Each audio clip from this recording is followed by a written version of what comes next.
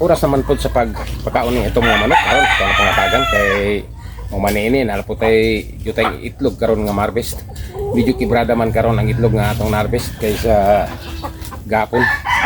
Pero okay lang ang anak medyo na siya kay ang pag-itlog niya itong mga manok dili man permanente nga ang hidag kanon. Ay mudagkan siya na po yung jutay.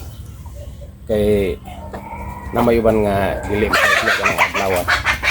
Ang anak diyan ang mga manok guys. Naay panahon nga dili kay itlog ang usa ka manok.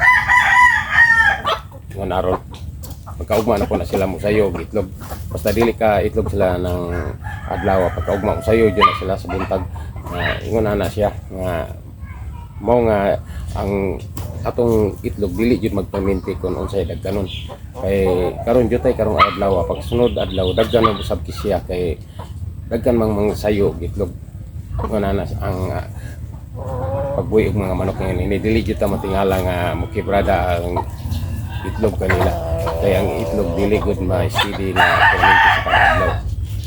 O sige na magyangod-yangod natin itong mga manok. Ato na po ning pakanon. Ugma lang natin i-exercise sila kay ganina wala man nato sila mag-exercise ganyan buntag tungod sa busy ka na to.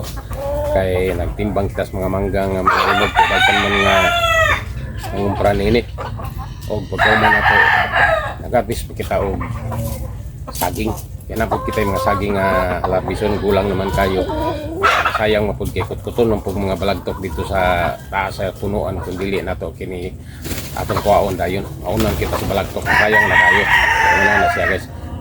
Naman kita yung mga harvest na yun diri pagkakaroon kay timbunga mga prutas o dili madugay.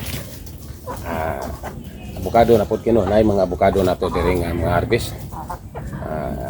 Tapos sa gawas mo idagkan kayong bunga dito sa gawas na tong abukado sa atubangan sa tumbalay dako kayong punuan o dagkan kayong bunga dito pero dili pa man na makuha na to siguro mga Agosto pa kana ang harvest na to ang abukado kay kana man jitig pulo po og mga bunga sa abukado kanang bulan sa Agosto ngadto sa September na ana guys basta nara gyud tay mga tanom nara gyud kitay maani na to magkugi ra gyud kita gyud kitay ma-harvest na to sa ulaying mga adlaw kay naman gyud kitay mapabot basta magkugi gyud ang tao na sa diri sa atong probinsya dili gyud kita magutman guys basta magimok ra gyud kita ano una na siya busa kunay panahon nga maka libre kita wala dili kita busy mananom-tanom gyud kita diri sa tuwa karon na po gyud tay kalanom nga dagang mga lubi kay naidagkan turok diri sa lubi ato na po naitanom kapaabot ra kita sa